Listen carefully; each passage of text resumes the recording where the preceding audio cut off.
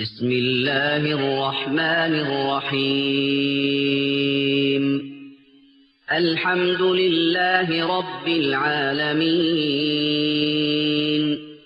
الرحمن الرحيم مالك يوم الدين إياك نعبد وإياك نستعين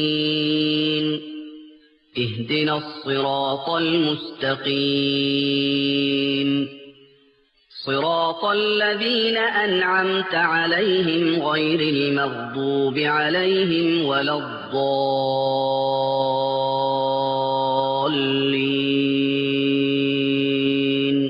السلام عليكم ورحمة الله وبركاته.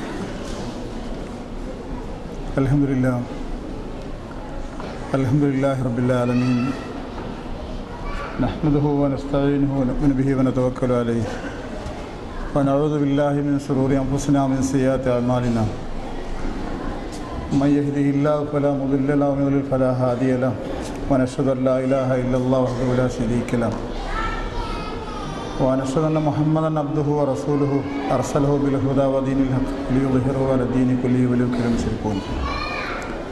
اللهم صل على محمد وعلى آل محمد كما صليت على إبراهيم وعلى آل إبراهيم وبارك على محمد وعلى آل محمد كما باركت على إبراهيم وعلى آل إبراهيم في العالمين إنك حميد مجيد. أما بعد. ബഹുമാന്യരായ സഹോദരന്മാരെ സഹോദരികളും, റമദാനിന് എതിരേൽക്കുന്നതിൻ്റെ ഭാഗമായി സംഘടിപ്പിക്കപ്പെട്ട ഈ പരിപാടിയിൽ രണ്ട് വിഷയങ്ങളെപ്പറ്റിയുള്ള ക്ലാസ്സുകൾ കേട്ടിരിക്കുകയാണ് നമ്മൾ. എന്നോട് നിർദ്ദേശിക്കപ്പെട്ടിട്ടുള്ള വിഷയം തൗഹീദിനെ കുറിച്ച് സംസാരിക്കാനാണ്. ഇശാ നമസ്കാരം 8:10 ജമാഅത്തിന് നമുക്ക് നിർത്തേണ്ടതുണ്ട്. അതിനുശേഷം കുറച്ച് സമയം കൂടി ക്ലാസ് തുടരേണ്ടി വരും എന്ന് തോന്നുന്നു. അധികം ആമുഖങ്ങളൊന്നും പറയാതെ നേരെ കാര്യങ്ങളുടെ ഭാഗത്തേക്ക് കടക്കുകയാണ് യുക്തി എന്ന് തോന്നുന്നു. ഈ അള്ളാഹു നിശ്ചയിച്ച ഒരു മഹത്തായ ഇബാദത്ത്, റമദാനിലെ നോമ്പ് എന്ന ഇബാദത്ത്, അത് നിർവഹിക്കാനുള്ള മാനസികമായ തയ്യാറെടുപ്പിലാണ് നമ്മളൊക്കെ ഇൻഷാ അല്ലാഹ്. അതിന് മുന്നോടിയായുള്ള ഒരു ക്ലാസ്സിൽ തൗഹീദ് എന്ന ഒരു വിഷയത്തെ സംസാരിക്കാൻ തിരഞ്ഞെടുക്കുന്നത് എന്തുകൊണ്ടെന്ന് ചോദിച്ചാൽ, ആ വിഷയത്തിന് ദീനിലുള്ള പ്രാധാന്യം ഓർത്തിട്ട് തന്നെയാണ് എന്നാണ് പറയാനുള്ളത്. ദീനിൻ്റെ രണ്ട് പ്രധാന വശങ്ങളെ നാം മനസ്സിലാക്കിയിട്ടുണ്ട്. വിശ്വാസത്തിൻ്റെ, ഈമാനിൻ്റെ ഭാഗവും പ്രവർത്തനങ്ങളുടെ, കർമ്മങ്ങളുടെ ഭാഗവുമാണ് രണ്ട് ഭാഗങ്ങളുള്ളത്. ഇതിൽ വിശ്വാസ ഭാഗത്തിനാണ് പ്രാധാന്യം എന്നിരിക്കുന്നവരെല്ലാവർക്കും അറിയാം. ആ വിശ്വാസ കാര്യങ്ങളിൽ ഏറ്റവും പ്രധാനപ്പെട്ടത് കലിമത്തു തൗഹീദാണ് എന്നും അറിയാം. ഈ കലിമത്തു തൗഹീദ് അംഗീകരിച്ചതോടൊപ്പമുള്ള പ്രവർത്തനങ്ങൾ മാത്രമാണ് റബ്ബിൻ്റെ പക്കൽ സ്വീകരിക്കപ്പെടുന്നത് എന്നും അറിയാം. പിന്നെ അതിൻ്റെ മഹത്വങ്ങളുടെ ഭാഗത്തേക്ക് ഇപ്പോൾ ഞാൻ കടക്കുന്നില്ല, അതിൻ്റെ പ്രാധാന്യത്തിൻ്റെ ഭാഗത്തേക്ക്. അതുകൊണ്ടാണ് ഈ ഒരു കാര്യത്തെപ്പറ്റി ചില വിഷയങ്ങൾ ഉറപ്പിക്കാവുന്നതാണ് ഇപ്പോഴ് എന്ന് തീരുമാനമെടുക്കുന്നത്. ഇന്നല്ലദീന കഫറൂ ബിറബ്ബിഹിം, അള്ളാഹുവിൽ അവിശ്വസിച്ച ആളുകളുടെ അവസ്ഥ, അഅ്മാലുഹും അവരുടെ പ്രവർത്തനങ്ങൾ, കറമാദിനിഷ്ഠത്ത് ബിഹി റീഹി യൗമിൻ നാസിഫ്, പരലോകത്തുണ്ടാകുന്ന അനുഭവം കുറേ ചാരം വെണ്ണീർ, ആ വെണ്ണീറിൽ കാറ്റടിച്ചാലുണ്ടാകുന്ന അവസ്ഥ പോലെയാണ് എന്ന് സൂറത്ത് ഇബ്രാഹിമിൽ വിശദീകരിക്കുന്നുണ്ട്. ആമിലത്തുൻ നാസിബ തസ്ലാ നാറൻ ഹാമിയ എന്ന് നിങ്ങൾക്കറിയാവുന്ന വചനമാണ്. അധ്വാനിച്ച് ക്ഷീണിച്ചവർ, തളർന്നവർ നരകത്തിൻ്റെ അവകാശികളായിത്തീരുന്നു എന്ന പ്രയോഗം. അപ്പോൾ കർമ്മങ്ങൾ ചെയ്യുന്നവർ ഏത് സമുദായത്തിൽപ്പെട്ടവർ എന്നതിനേക്കാളേറെ ഏത് വിശ്വാസത്തോടൊപ്പം ചെയ്യുന്നു എന്ന് പരിഗണിക്കുകയും കർമ്മങ്ങൾ മുഴുവൻ സ്വീകരിക്കപ്പെടുന്നതിൻ്റെ മാനദണ്ഡമായി തൗഹീദ് ശരിയാവണം, അത് കൃത്യമാവണം, ശുദ്ധമാവണമെന്ന് അള്ളാഹു നിബന്ധന വെക്കുകയും ചെയ്യുമ്പോൾ ഒരു വിശ്വാസിയായ മനുഷ്യനോടോ ഒരു സമൂഹത്തോടോ എത്ര തവണ ആ വിഷയത്തെപ്പറ്റി ആവർത്തിച്ചാലും അധികമാവില്ല എന്നതുകൊണ്ടാണ് ഈ കാര്യത്തെപ്പറ്റി പറഞ്ഞു തരുന്നത്. മറ്റൊന്നുകൂടി, വിശുദ്ധ ഖുർആൻ മനുഷ്യ ചരിത്രത്തിൻ്റെ ഗ്രന്ഥം കൂടിയാണ്. ആദിമ മനുഷ്യൻ ആദം അലൈഹിസ്സലാം മുതൽക്ക് ഇങ്ങോട്ട് മുഹമ്മദ് മുസ്തഫ സല്ലല്ലാഹു അലൈഹി വസല്ലമ വരെ നീണ്ടുനിന്ന ആ കാലഘട്ടം വരെ നീണ്ടുന്ന ജനങ്ങളെ പറ്റിയുള്ള ഒരു വർണ്ണന. സാധാരണ ഒരു ചരിത്രഗ്രന്ഥം പറയും പോലെ നാളും പക്കവും പറഞ്ഞു പോകുന്നതിന് പകരം ആവശ്യമായ ഭാഗങ്ങൾ സ്പർശിച്ചു പോവുകയാണ് ഖുർആൻ ചെയ്യുന്നത്. ആ ഖുർആനിൽ നിന്ന് കിട്ടുന്ന ഒരു പാഠം, ബോധം ഈ കഴിഞ്ഞ കാലത്ത് മുഴുവൻ മനുഷ്യചരിത്രത്തിൽ ഒരു വലിയ സംഘട്ടനം നടന്നിരുന്നു എന്ന് തന്നെയാണ്. ആ സംഘട്ടനം തൗഹീദും അതിൻ്റെ എതിരായ ശിർക്കും തമ്മിലുള്ള സംഘട്ടനമായിരുന്നു എന്നാണ് ഖുർആൻ പറഞ്ഞു തരുന്നത്. അത് പറഞ്ഞു തുടങ്ങിയപ്പോൾ ഞാനിവിടെ ഒന്നും വിശദീകരിക്കാത്തത്, എൻ്റെ മുന്നിലിരിക്കുന്ന നിങ്ങൾ ആദ്യമായിട്ടല്ല ഒരു തൗഹീദിൻ്റെ വിഷയം കേൾക്കുന്നത് എന്ന സ്വബോധം എനിക്കുള്ളത് കൊണ്ടാണ്. നൂഹ് നബി അലൈഹി ഇസ്ലാമിൻ്റെ സംഭവം മുതൽക്കാണ് കാലം മുതൽക്കാണ് ഖുർആൻ പറഞ്ഞു തുടങ്ങിയത്. ഏതാണ് കാലഘട്ടമെന്ന് നമുക്ക് നിർവചിക്കാൻ കഴിയില്ല. അതൊരു 950 വർഷക്കാലം നീണ്ടുനിന്ന നീണ്ട ഒരു പ്രബോധന പ്രവർത്തനമായിരുന്നു എന്ന് പറഞ്ഞു തരുന്നുണ്ട്. ഒടുവിൽ തൗഹീദ് പരാജയപ്പെട്ടു എന്ന് പറയാൻ പറ്റില്ല. തൗഹീദിന് പരാജയം ഉണ്ടാവാറില്ല. തൗഹീദ് വിജയിച്ചു. അതെങ്ങനെയെന്ന് ചോദിച്ചാൽ അത് അള്ളാഹുവിൻ്റെ സഹായമാണ് ആ വിഷയത്തിൽ ഉണ്ടാകുന്നത്. ലോകത്തൊരു ശുദ്ധീകരണം നടത്തിയ അള്ളാഹു സുബ്ഹാനഹു വ തആല മുവഹ്ഹിദുകൾ മാത്രം ബാക്കിയാവുകയും തൗഹീദുള്ളവർ ബാക്കിയാവുകയും ബാക്കിയുള്ളവർ മുഴുവൻ മുക്കിക്കൊല ചെയ്യപ്പെടുകയും ചെയ്യുന്ന ഒരു വ്യാപകമായ വെള്ളപ്പൊക്കത്തിലൂടെ ഭൂമി അള്ളാഹു ശുദ്ധീകരിച്ചു. തൗഹീദുള്ളവർ മാത്രം ബാക്കിയായി എന്ന് ഖുർആൻ പറഞ്ഞു തരും. പക്ഷേ കാലം കുറേ കഴിഞ്ഞ് ഹൂദ് നബി അലൈഹി ഇസ്ലാമിൻ്റെയോ സാലിഹ് നബി അലൈഹി ഇസ്ലാമിൻ്റെയോ ഒക്കെ കാലഘട്ടം വരുമ്പോഴേക്ക് വീണ്ടും തൗഹീദിൽ നിന്നുള്ള മാറ്റങ്ങൾ ഉണ്ടാവുകയും ഇവർ അധ്വാനിക്കേണ്ടി വരികയും ചെയ്തു എന്നും അവർ പ്രതിനിധീകരിച്ചിരുന്ന നാഗരികതകൾക്ക് നിലനിൽക്കാൻ കഴിഞ്ഞില്ല എന്നും പറഞ്ഞു തന്ന ഖുർആൻ അവിടെ നിന്നിങ്ങോട്ടുള്ള യാത്രയിൽ ഇബ്രാഹിം നബി അലൈഹി ഇസ്ലാമിൻ്റെ കാലഘട്ടത്തെയും ആ കാലഘട്ടത്തിലെ വ്യാപകമായ തൗഹീദീൻ പ്രബോധന പ്രവർത്തനത്തെ പറ്റിയുള്ള വിശദമായ വർണ്ണനയും പറഞ്ഞു. പിന്നെ ഇങ്ങ് പോന്നപ്പോഴേ ഈജിപ്തിനെ കേന്ദ്രീകരിച്ചുകൊണ്ട് ഫറോവ താനാണ് റബ്ബെന്ന് പറഞ്ഞ് വാദിച്ചിരുന്ന ഫറോവയുടെയുമായി മൂസാ നബി അലൈഹി ഇസ്ലാം എന്ന അന്നത്തെ തൗഹീദിൻ്റെ വക്താവ് പ്രയത്നിച്ചതും ഒടുവിൽ തൗഹീദിന് വിജയം ലഭിച്ചതിനെ പറ്റിയും പറഞ്ഞു തന്നു. പിന്നീട് കാലങ്ങൾ കഴിഞ്ഞ് ഈസാ നബി അലൈഹി ഇസ്ലാം ആ ദൗത്യമായി വരികയും ഈസാ നബി അലൈഹി ഇസ്ലാമിൻ്റെ ദൗത്യം പൂർത്തീകരിക്കാൻ അനുവദിക്കപ്പെടാതെ ഉയർത്തപ്പെടുകയും ചെയ്തു എന്നും പിന്നീട് മുഹമ്മദ് മുസ്തഫ സല്ലല്ലാഹു അലൈഹി വസല്ലമയിൽ വന്നു നിൽക്കുകയും ചെയ്തു എന്ന് പറയുകയും ചെയ്തു. അപ്പോൾ ഇതോടൊപ്പം ഖുർആൻ മറ്റൊരു കാര്യം അതിൻ്റെ കൂടെ നമ്മുടെ മനസ്സിൽ പറഞ്ഞു തരുന്നുണ്ട്. ഇന്നദ്ദീന ഇൻദല്ലാഹിൽ ഇസ്ലാം, അള്ളാഹുവിൻ്റെ പക്കൽ സ്വീകാര്യോഗ്യമായ മതം ഇസ്ലാമാകുന്നു എന്ന ആശയം ലോകത്തെ ആദ്യകാലം മുതൽ നിലനിന്ന ഏറ്റവും പൗരാണികമായ മതം, ഏറ്റവും പുരാതനമായ മതം അത് തൗഹീദാകുന്നു എന്ന ആശയം ലോകത്ത് ഇന്ന് എണ്ണിയാലൊടുങ്ങാത്ത മതങ്ങൾ പ്രചാരമുള്ളതും ഇല്ലാത്തതുമായി നിലനിൽക്കുന്നവയൊക്കെ ഇസ്ലാം എന്ന യഥാർത്ഥ മതത്തിൽ നിന്ന് പിരിഞ്ഞു പോയവരാണ് എന്ന് പറയുന്ന ആശയവും ഖുർആൻ ഇതിൻ്റെ കൂടെ തന്നെ നൽകുന്നുണ്ട്. ഇതൊരു തുടക്ക വർത്തമാനം എന്ന നിലയ്ക്ക് നിങ്ങളുമായി പങ്കുവച്ചു എന്ന് മാത്രം. ഈ പങ്കുവെക്കൽ കൊണ്ട് ഞാൻ ഉദ്ദേശിക്കുന്ന ഒരു ഉദ്ദേശമുണ്ട് എൻ്റെ മനസ്സിൽ. അതെന്താന്ന് പറഞ്ഞാൽ തൗഹീദാണ്, അല്ലെങ്കിൽ തൗഹീദുള്ള മതമാണ്, തൗഹീദ് അംഗീകരിക്കുന്ന മതമാണ് ലോകത്തിലെ ഏറ്റവും പുരാതനമായ മതമെന്നും അതിൻ്റെ നിലനിൽപ്പിന് വേണ്ടിയുള്ള സംഘട്ടനമാണ് ഇതുവരെ ലോകത്തൊക്കെ നടന്നത് എന്നും അതിൻ്റെ എതിരാളികൾക്കൊടുവിൽ പരാജയം സംഭവിച്ച് തൗഹീദ് വിജയിക്കുന്ന ചിത്രമാണ് ഖുർആൻ പറഞ്ഞു തരുന്നത് എന്നും അല്ലാഹു സുബ്ഹാനഹു വ തആല പറഞ്ഞു തരികയും പടച്ചവൻ്റെ അപാരമായ ഔദാര്യത്താൽ ഈ തൗഹീദിൻ്റെ ആളുകളാവാൻ അള്ളാഹു തിരഞ്ഞെടുക്കുകയും ചെയ്ത, അള്ളാഹുവിനാൽ തിരഞ്ഞെടുക്കപ്പെടുകയും ചെയ്ത നമ്മളിൽ ഇതനുസരിച്ചുണ്ടാവേണ്ട ഒരു മാറ്റത്തെക്കുറിച്ച് പറയാനാണ് ഞാനിത് ഉറപ്പിച്ചത്. ആ മാറ്റത്തിൻ്റെ വിശദാംശങ്ങളിലേക്കല്ല, ജീവിതത്തിൽ കാണപ്പെടേണ്ട വിശദാംശങ്ങളിലേക്കല്ല ഞാൻ പോകുന്നത്. ഞാൻ പറയുന്നത് മുവഹിദായ ഒരു വ്യക്തി, ഈ ഇരിക്കുന്ന നമ്മളൊക്കെ, നിങ്ങളൊക്കെ, നമ്മളൊക്കെ അള്ളാഹു അല്ലാതെ ആരാധനക്ക് അർഹനില്ല എന്ന് മനസ്സുകൊണ്ട് അംഗീകരിച്ച് ജീവിക്കുന്ന മുസ്ലിം സമുദായത്തിലെ വ്യക്തികളിൽ ഒന്നാമതായും കാണപ്പെടേണ്ട മാനസികമായൊരു മാറ്റം, വികാരമെന്ന് പറഞ്ഞാൽ ഞാനൊരു മുവഹിദാണ് എന്നതിൻ്റെ പേരിലുള്ള ആത്മാഭിമാനവും ആത്മഹർഷവുമാണ്, സന്തോഷവുമാണ്.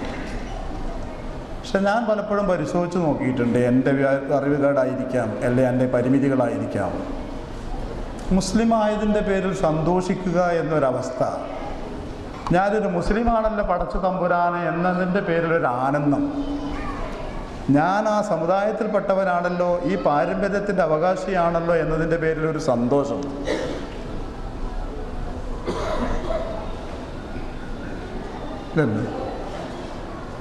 അത് പലപ്പോഴും നമ്മളെ ആളുകളിൽ കാണപ്പെടുന്നില്ല എന്നതാണ് ഒരു വല്ലാത്ത അവസ്ഥ. ഞാൻ പറയുന്നത് അബദ്ധമാണെങ്കിൽ നിങ്ങൾക്ക് തിരുത്താം. ഇതൊരു കൃത്രിമമായ ചടങ്ങല്ല, ഒരു ക്ലാസ്സാണ്. കാര്യങ്ങൾ ചർച്ച ചെയ്യുകയാണ് നമ്മൾ. സ്വന്തമൊന്ന് പരിശോധിച്ച് നോക്കുക. റബ്ബുൽ ആലമീനായ തമ്പുരാനെ, ഞാനൊരു മുസ്ലിമാണല്ലോ, ഞാനൊരു മുവഹിദാണല്ലോ, എനിക്ക് മുവഹിദാവാൻ കഴിഞ്ഞുവല്ലോ.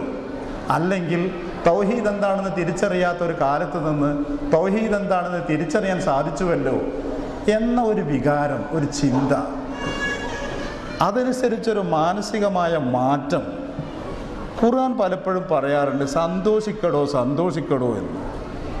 ഞാൻ ആയത്തുകളിലേക്ക് പോകുന്നില്ല. ആഹ്ലാദിക്കാനും സന്തോഷിക്കാനും പറയാറുണ്ട് ഖുർആൻ. നമ്മളാളുകൾ ഒരിക്കലും സന്തോഷിച്ച് കാണാറില്ല. കല്യാണത്തിനും പെരുന്നാൾക്കും സന്തോഷിക്കലില്ല എന്നല്ല ഞാൻ പറഞ്ഞതിൻ്റെ കാര്യം. എപ്പോൾ ഇസ്ലാമുമായോ സാമുദായികമായോ അങ്ങനത്തെ വിഷയങ്ങളെപ്പറ്റിയോ സംസാരിക്കാൻ മെനക്കെട്ടാൽ ലോകത്ത് ഇങ്ങനെ അപകടം അനുഭവിക്കുന്ന, വെല്ലുവിളി അനുഭവിക്കുന്ന വേറൊരു കൂട്ടരില്ല. അത് മൊത്തത്തിൽ സാമുദായികമായി വ്യക്തിപരമായി എടുത്തു നോക്കിയാൽ നമ്മളെ കുട്ടികളുടെ ഭാവിയൊക്കെ ഇരുണ്ടതാണ്. നമ്മുടെ കുട്ടികളുടെ ഭാവിയും നമ്മുടെ ഭാവിയും ഇരുണ്ടതാണ്. ദുനിയാവിലെ എല്ലാ അല്ലലും അലട്ടും മുസ്ലിങ്ങൾക്ക് മാത്രമാണ്. ഇതെവിടെയാണ് പത്രങ്ങളിലായാലും പ്രസംഗങ്ങളിലായാലും വ്യക്തിപരമായ ജീവിതത്തിലെ സ്വന്തം ആശയങ്ങൾ, വിഷമങ്ങൾ പങ്കുവെക്കുമ്പോഴായാലും നമ്മളെങ്ങനെ ഇങ്ങനത്തെ ഒരവസ്ഥയിൽ എത്തിപ്പെട്ടത്? നാം കൊണ്ടു നടക്കുന്ന ഈ അള്ളാഹുവിനെ മാത്രമേ ആരാധിക്കാൻ പാടുള്ളൂ എന്ന് പറയുന്ന അള്ളാഹുവിൻ്റെ തൗഫീക്കിനാൽ നമുക്ക് ലഭിച്ച ഈ മാറ്റം, അല്ലെങ്കിൽ ഈ അനുഗ്രഹം, ഈ നിഅമത്ത് 950 വർഷം നൂഹ് നബി അലൈഹി സ്വലാം പ്രബോധനം നടത്തിയിട്ട് ആ നാട്ടുകാർക്ക് കിട്ടാത്തതാണ്. ഇബ്രാഹിം നബി അലൈഹി സ്വലാമിൻ്റെ യുക്തിപരമായ പ്രബോധനം പറഞ്ഞിട്ട് കിട്ടാത്തതാണ്. ലോകം കണ്ട മുഹമ്മദ് മുസ്തഫ സല്ലല്ലാഹു അലൈഹി വസല്ലമയെ പോലത്തെ ഒരു വ്യക്തിയുടെ വായയിൽ നിന്ന്, ചുണ്ടിൽ നിന്ന് ഈ വാക്കുകൾ ഉച്ചരിക്കപ്പെടുകയും വിശദീകരിക്കപ്പെടുകയും ചെയ്ത് കേൾക്കാൻ ഭാഗ്യമുണ്ടായിട്ട് അത് സ്വീകരിക്കാൻ ഭാഗ്യം കിട്ടാതെ പോയ കുറേ മനുഷ്യന്മാരുണ്ടായിരുന്നു മക്കയിൽ പണ്ട്. അങ്ങനെയുള്ള ഒരു കൂട്ടം നിർഭാഗ്യവാന്മാരുടെ ഇടയിൽ നിന്ന് എനിക്കും നിങ്ങൾക്കുമൊക്കെ ഇത് തിരിച്ചറിയാൻ പറ്റിയെങ്കിൽ, ഇത് അംഗീകരിക്കാൻ പറ്റിയെങ്കിൽ, ഇതിൻ്റെ കൂടെയാണ് നിൽക്കാൻ പറ്റിയതെങ്കിൽ, പിന്നെ എന്തിൻ്റെ പേരിലാണോ നമ്മളൊക്കെ സന്തോഷിക്കുക? ഇതിൻ്റെ പേരിൽ സന്തോഷിക്കുന്നില്ലെങ്കിൽ. ഇതാണ് എൻ്റെ ക്ലാസ്സിൻ്റെ തുടക്കം. മുവഹിദായതിൻ്റെ പേരിൽ ആനന്ദിക്കുക, മുവഹിദാണല്ലോ എന്നതിൻ്റെ പേരിൽ സന്തോഷിക്കുക, ഞാനൊരു മുവഹിദാണല്ലോ എന്നതിൻ്റെ പേരിലുള്ള ആത്മാഭിമാനം കൊണ്ട് നടക്കുക. അതൊരു വല്ലാത്ത ആത്മാഭിമാനമാണ്. എവിടെ നിന്ന് നോക്കിയാലും കാണാവുന്ന ഒരു നക്ഷത്രം, എപ്പോൾ ആര് നോക്കിയാലും കാണാവുന്ന നക്ഷത്രം. അതിന് കറുപ്പും വെളുപ്പും എടുക്കേണ്ട ആവശ്യമൊന്നുമില്ല. അതിന് തണുപ്പത്ത് വെള്ളത്തിൽ കുളിക്കേണ്ട ആവശ്യമൊന്നുമില്ല ഈ നക്ഷത്രം കാണാൻ. ആർക്കെവിടെ വെച്ച് വേണമെങ്കിലും കാണാവുന്ന ഒരു നക്ഷത്രം. ആ നക്ഷത്രം കാണാൻ വേണ്ടി നോമ്പെടുത്തോളൂ. ആ നക്ഷത്രം കാണാൻ വേണ്ടി വെള്ളത്തിൽ മുങ്ങിക്കുളിച്ചു പോലും വെളുപ്പാങ്കാലത്ത് ആ നക്ഷത്രത്തെ കാണാൻ വേണ്ടി കുറേ ഭക്ഷണ സാധനങ്ങൾ ഉപേക്ഷിച്ചു പോയി. എന്നിട്ട് ഒരുപാട് കിലോമീറ്റർ യാത്ര ചെയ്തു പോയി. എന്തിന്? ഈ നക്ഷത്രത്തെ കാണാൻ. അറബികളെ ഭാഷയിൽ പറഞ്ഞ മുഹ്മാഫി അല്ലേ? ഇത് അവനാൻ്റെ ഉമ്മറത്ത് മലർന്നു കിടന്നാൽ കാണാം. അതിനാണോ ഇത്ര ദൂരം യാത്ര ചെയ്തത്? എന്നിട്ട് ചർച്ച, അതിതാണ് ഇതിതാണ്. അവസാനം സത്യം വിളിച്ചു പറഞ്ഞു, ആ കത്തിക്കുന്നത് ഞങ്ങൾ കത്തിക്കുന്നതിനെ ദൈവം കത്തിക്കുന്നൊന്നല്ല. അത് ഈ നാട്ടിന് മുമ്പേ പലരും പറഞ്ഞിരുന്നു. പക്ഷെ പലരും തുറന്നു പറയാൻ പേടിച്ചത് അതുണ്ടാക്കുന്ന വൈകാരികത പേടിച്ചിട്ടാണ്. മതപരമായ വൈകാരികത ഉണ്ടാക്കുമെന്ന് വിചാരിച്ചിട്ടാണ്. അൽഹംദുലില്ലാ ഖൈർ. ഒരിക്കലും അങ്ങനത്തെ ഒരു പരിപാടിക്ക് ഞാൻ പോവില്ല, ഞങ്ങൾ പോവില്ല. മുവഹിദ. ഒരു മല അല്ലെങ്കിൽ ഒരു പാറ, ഒരു മരം, അഭൂതപൂർവമായ സിദ്ധികളുണ്ട്. അതിനെ ദ്രോഹിച്ചാൽ അപകടം വരും, അതിനെ ശല്യപ്പെടുത്തിയാൽ, അതിന് വിധേയപ്പെട്ടാൽ ഉപകാരങ്ങൾ വരുമെന്നൊക്കെ പറഞ്ഞ ആളുകൾ വണങ്ങുകയും അതിന് പിന്നിൽ വന്ദിക്കുകയും ചെയ്യുമ്പോഴേ ഒരു പൊട്ട മരം, ആ മരം ഞാൻ വെട്ടിമുറിച്ച് തരാം, എനിക്കൊന്നും സംഭവിക്കില്ല. ഈ പാമ്പിൻ കാവ് ഞാൻ വെട്ടിമുറിച്ച് തരാം, ഒരു സംഭവിക്കില്ല. ഒരു സർപ്പവും എൻ്റെ വീട്ടിൽ ശല്യപ്പെടുത്താൻ വരില്ല. വന്ന പാമ്പിനെ ഞാൻ കൈകാര്യം ചെയ്ത് കളയാം. ഈ കല്ലിൻ്റെ കോലം കണ്ടോ? ഇതൊരു ദൈവത്തിൻ്റെ പ്രതീകമാണ്. എന്ത് ദൈവത്തിൻ്റെ പ്രതീകം? അതൊരു നിലത്ത് കിടന്ന കല്ല. ഒരു ശില്പി, അതും കൃത്യമായ ആഹാരത്തിന് വകയില്ലാത്തൊരു ശില്പി. അവനെ കണ്ടാൽ അവനെന്തെങ്കിലും കൊടുക്കാൻ തോന്നും. അങ്ങനത്തെ ഒരു ശില്പി അവൻ്റെ കയ്യിൽ ഉളി കൊണ്ട് ചൊട്ടി ഉരുക്കി ഉണ്ടാക്കിയതാ. അതിന് ഈ കോലം കിട്ടിയതാ. അത് നിലത്ത് കിടക്കുകയായിരുന്നു. അത് തനിച്ച് അമ്പലത്തിൽ കയറി വന്നതല്ല. അതിനെ ആരും എടുത്ത് താനെ കയറി ഒരു സ്ഥലത്ത് ഇരുന്നിട്ടുമില്ല. ആളുകൾ കയറിക്കൊണ്ടൊന്ന് എത്തിയതാ. ഈ കല്ലിൻ്റെ മുമ്പിൽ തലകുനിക്കാൻ എന്നെ കിട്ടില്ല, എനിക്ക് അങ്ങനത്തെ ഒരു വിചാരമില്ല. കുട്ടിൻ്റെ കല്യാണം എപ്പോഴാണ് നടത്തിയത്? രാഹുകാലം നോക്കിയിട്ട്. നിങ്ങൾക്ക് ആർക്കെങ്കിലും ഉണ്ടോ അങ്ങനെ ഒരു നോട്ടം സമയത്തിൻ്റെ? ഇല്ല. ദുനിയാവിൽ പടച്ചോനല്ലാതെ വേറൊരു സാധനത്തിനെയും പേടിക്കാത്തൊരു വർഗം. എന്തുകൊണ്ട് പേടിപ്പിച്ചാലും പേടിക്കൂല. ഒരു പേടിയില്ല ഒരു സാധനത്തിന്. ഈ പറയപ്പെടുന്ന ഒരു സാധനത്തിനും പേടില്ല. മനുഷ്യക്കോലത്തിൽ വന്നാലും മനുഷ്യനല്ലാത്ത കോലം കെട്ടി വന്നാലും അള്ള ചെയ്ത വല്ലാത്തൊരു നിയമത്ത് നോക്കിയിട്ടുണ്ട്. ഇതാണ് എൻ്റെ തുടക്കം. അല്ലാഹു സുബ്ഹാനഹു വ തആല പറഞ്ഞു തന്ന തൗഹീദിൻ്റെ ചരിത്രവും ആ തൗഹീദിൻ്റെ വിജയവും നബി സല്ലല്ലാഹു അലൈഹി വസല്ലമയുടെ കൂടൊപ്പം ജീവിക്കാൻ ഭാഗ്യം കിട്ടിയ സഹാബികൾക്ക് വാരിക്കോരി പണം കൊടുക്കാനോ ഭൗതിക സുഖങ്ങൾ കൊടുക്കാനോ എന്തിന് അവരനുഭവിച്ച മർദ്ദനങ്ങളിൽ നിന്ന് രക്ഷ നൽകാൻ പോലും ആദ്യകാലത്ത് പ്രവാചകന് കഴിഞ്ഞില്ല. പക്ഷെ അവർക്ക് നിറച്ച് കൊടുത്തിരുന്നു ഇസ്ലാമിൻ്റെ ആത്മാഭിമാന ബോധം, അന്തസ്സിൻ്റെ ബോധം. ഞങ്ങൾ മുസ്ലിങ്ങളാണ് എന്ന വികാരം. നഹ്നുല്ലദീന ബായോ മുഹമ്മദ, മുഹമ്മദിൻ്റെ അനുയായികളാണ് ഞങ്ങൾ, അള്ളാൻ്റെ അടിയാറുകളാണ് ഞങ്ങൾ എന്ന ബോധം. എനിക്കൊരപേക്ഷ ഉണ്ട്, പ്രത്യേകിച്ച് ഉമ്മമാരോട്. മക്കളോട് ഒരിക്കലും വിഷന്നരായി പറയരുത്, മക്കളെ നമ്മൾ മുസ്ലിങ്ങളായി പോയില്ലേ. ഉമ്മ 12ാം ക്ലാസ്സിൽ പഠിക്കുന്ന കുട്ടി ചോദിച്ചു, ഉമ്മ ഞാനൊന്ന് നൃത്തം ചെയ്യട്ടെ, ഡാൻസ് ചെയ്യട്ടെ എന്ന്. ഉമ്മ പറഞ്ഞു, പറ്റില്ല മോളെ, നമ്മൾ മുസ്ലിങ്ങളായി പോയില്ലേ. ആ അമ്മ പിന്നെ ഈ മോളും കൂടി കെട്ടിപ്പിടിച്ച് കുറച്ചു നേരം കരഞ്ഞു ഈ വിഷമം തീർക്കാൻ. മുസ്ലിങ്ങളായി പോയില്ലേ. ആരോ വന്ന് ചോദിച്ചു, ഈ ബിസിനസ് നമുക്ക് പറ്റുമോ? പറ്റില്ല, പലിശയാണതിൽ. പറ്റില്ലല്ലേ, നമ്മൾ മുസ്ലിങ്ങളായി പോയില്ലേ. ഒരുപാട് കാര്യങ്ങൾ ഈ ദുനിയാവിൽ നടക്കുന്ന പല വൃത്തികേടുകളിലും മുസൽമാൻ പങ്കെടുക്കാൻ പാടില്ല എന്ന് പറയുമ്പോഴേ അതിന് ആത്മാഭിമാനത്തിൻ്റെയും അന്തസ്സിൻ്റെയും ഭാഗമായി പറഞ്ഞു കൊടുക്കണം മക്കൾക്ക്. മുലപ്പാലോടൊപ്പം നമ്മൾ മുസ്ലിങ്ങളാടി ആ വൃത്തികേടുകളൊന്നും ചെയ്യാൻ പാടില്ലടി. നമ്മൾ മുസ്ലിങ്ങളാണടി, അത് മുസ്ലിങ്ങളാണടാ, അതുകൊണ്ട് ഇതൊന്നും ചെയ്യാൻ പാടില്ലടാ.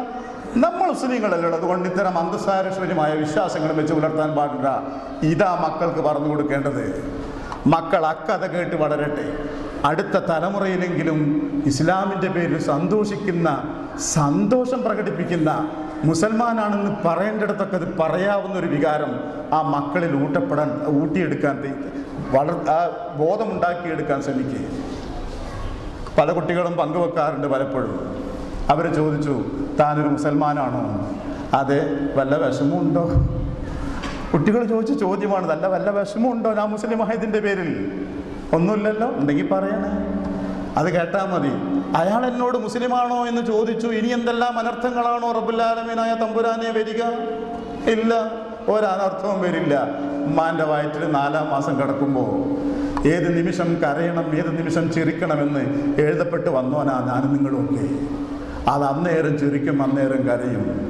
ഡോക്ടറാവാൻ അള്ള തീരുമാനിച്ചാൽ ഡോക്ടറാവും, എഞ്ചിനീയറാവാൻ തീരുമാനിച്ച എഞ്ചിനീയറാവും, ബിസിനസ്സിലെത്താൻ തീരുമാനിച്ചാൽ ബിസിനസ്സിലാവും, വിവാഹ ജീവിതം നിശ്ചയിച്ചാൽ അതുണ്ടാവും, വിധവയാവാൻ തീരുമാനിച്ചാൽ അതുണ്ടാവും, ദരിദ്രനാവാൻ തീരുമാനിച്ചാൽ അതുണ്ടാവും, ധനികനാവാൻ തീരുമാനിച്ചാൽ അതുണ്ടാവും. റബ്ബിൻ്റെ വക്കല്ല മാനിയലിമാ, നീ നൽകുന്നത് തടയാനാറില്ല. വലാമത്തിയലിമാ മനാഴ്ച, നീ തടഞ്ഞത് നൽകാനും ആരുമില്ല.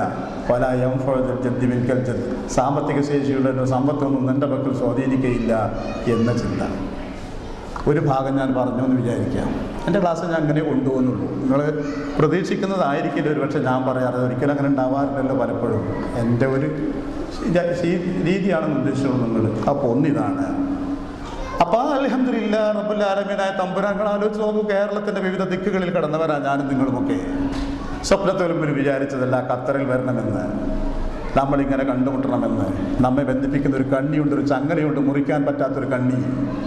നാമൊക്കെയും അംഗീകരിക്കുന്ന കലിമത്ത് തൗഹീദിൻ്റെ കണ്ണിയാണത്. ഞാൻ മരിച്ചാൽ എനിക്ക് വേണ്ടി നിങ്ങൾക്ക് ആത്മാർത്ഥമായി നിങ്ങളിൽ ആരുടെയെങ്കിലും മരണങ്ങളോ വിഷമങ്ങളോ കണ്ടാൽ അതിൽ ഞാൻ പ്രാർത്ഥിക്കും നിങ്ങൾക്ക് വേണ്ടി. അതാ നാം തമ്മിലുള്ള ബന്ധം. അള്ളാഹു ഒരു ശക്തിപ്പെടുത്തുമാറാവട്ടെ. അപ്പം ഇനി എനിക്ക് പോകാൻ തോന്നുന്നൊരു ചിന്ത, ഈ പ്രസംഗത്തിൻ്റെ ഇടയിൽ ഒരു ബ്രേക്ക് ചെയ്യണമെന്ന് പറയുമ്പോൾ ഒരു ടോപ്പിക്ക് തുടങ്ങാൻ പ്രയാസം എനിക്ക്. അതാണ് ഞാനിങ്ങനെ സാവധാനം പോകുന്നു. അപ്പം എനിക്ക് പോകാവുന്ന രണ്ടാമത്തെ ഒരു ചോദ്യം, ഒരു ചിന്ത ഇതാണ്: ഈ തൗഹീദ് ജനങ്ങളുടെ മുമ്പിൽ അള്ളാഹു കാലാകാലങ്ങളിൽ അമ്പിയാക്കന്മാരോട് അവതരിപ്പിച്ചപ്പോഴേ പെട്ടെന്ന് സ്വീകരിക്കാൻ എല്ലാ ആളുകൾക്ക് ഇഷ്ടം തോന്നിയത് എന്നാ ഖുർആൻ പറഞ്ഞത്. എതിർപ്പ് എതിർപ്പ് എതിർപ്പ്. 950 വർഷം എന്നൊക്കെ പറഞ്ഞാൽ ചെറിയൊരു കാലമൊന്നുമല്ല. മുഹമ്മദ് മുസ്തഫ സല്ലല്ലാഹു അലൈഹി വസല്ലം ചരിത്രം നമ്മുടെ മുമ്പിലുണ്ട്. അല്ലമീനാണ്, ആ ആളുകൾക്ക് ഇഷ്ടപ്പെട്ട വ്യക്തിയാണ്. എന്നിട്ടും ഇത് പറഞ്ഞു വന്നപ്പോൾ ഒരു എതിർപ്പ്. എന്തേ ആളുകൾ ഇതിനോടൊരു വിമുഖത കാണിക്കാൻ, ഒരു എതിർപ്പ് കാണിക്കാൻ കാരണം? ഇതെന്താ മനസ്സിലാക്കാൻ പറ്റാത്തൊരു സംഗതിയാണ്? ഞാൻ ദൂരേക്ക് പോകുന്നില്ല. നമ്മളെ കാലഘട്ടമാണെന്ന് വിചാരിക്കുക. മുസ്ലിം സമൂഹത്തിൻ്റെ പ്രബോധന പ്രവർത്തന രംഗത്ത് എന്നും ചർച്ചാ വിഷയമായ ഒരു കാര്യമാണ് തൗഹീദും ശിർക്കും. പക്ഷെ പലർക്കും മനസ്സിലാകുന്നില്ല എന്താണ് തർക്കം, എന്താണെന്ന് പിടുത്തം കിട്ടുന്നില്ല. ഒരുപാട് വാദപ്രതിവാദങ്ങൾ കേട്ട് ഒരാൾ ഒരുപാട് ഖണ്ഡന പ്രസംഗങ്ങൾക്കോ എല്ലാം കേട്ടിട്ട് അവസാനം എനിക്കൊന്നും മനസ്സിലായില്ല എന്ന് ചിലർക്കെങ്കിലും ഒരവസ്ഥ. എൻ്റെ ഇത്രമാത്രം മനസ്സിലാക്കാൻ പ്രയാസമുള്ള ബുദ്ധിമുട്ടുള്ളൊരു വിഷയമാണോ ഈ പ്രവാചകന്മാർ പഠിപ്പിച്ചു തന്ന, അല്ലെങ്കിൽ ഖുർആൻ ആഹ്വാനം ചെയ്ത തൗഹീദ് എന്ന് പറയുന്ന വിഷയം? അത്ഭുതം തോന്നുന്നു. ഇത്ര ലളിതമായൊരു കാര്യം, മനസ്സിലാക്കാൻ ഇത്ര പ്രയാസരഹിതമായൊരു കാര്യം. ലീലാഫി ഖുറൈശ് ഈലാഫിഹിം റിഹ്ലത ശിതാഇ വസ്സൈഫ് ഫല്യഅബ്ദു റബ്ബ ഹാദൽ ബൈത്ത് അല്ലദീ അത്അമഹും മിൻ ജൂ വഅമനഹും മിൻ ഖൗഫ്. അവർ പറഞ്ഞു പറ്റില്ല എന്ന് പറഞ്ഞു. അവർ പറഞ്ഞു പറ്റില്ല എന്ന്. ഇതൊക്കെ നേരാ, ഇതൊക്കെ ഈ റബ്ബ് ചെയ്തതെന്ന് ഞങ്ങൾ സമ്മതിക്കാം. പക്ഷേ ഫല്യഅബ്ദു റബ്ബ ഹാദൽ ബൈത്ത് എന്നാണ് നീ പറയുന്നത്, അത് പറ്റില്ല. അവർക്ക് മനസ്സിലായി എന്താണ് നബി സല്ലല്ലാഹു അലൈഹി വസല്ലം ഉദ്ദേശിക്കണത്. ഖുറൈശികളോട് നേരെ പറയുന്ന ആയത്താണ്, സൂറത്താണ്. അതുകൊണ്ടാണ് ഞാനത് ഓതിയത്. എല്ലാ അമ്പിയാക്കന്മാരെ പറ്റിയും ഖുർആൻ വിശദീകരിക്കുന്നിടത്ത് ഒരു പരാമർശമുണ്ട്. ഞങ്ങൾക്കത് മനസ്സിലാവുന്നില്ല എന്ന് പറഞ്ഞാൽ അതൊരു ധിക്കാരത്തിൻ്റെ സ്വരത്തിൽ പറഞ്ഞ വാക്കാണ്.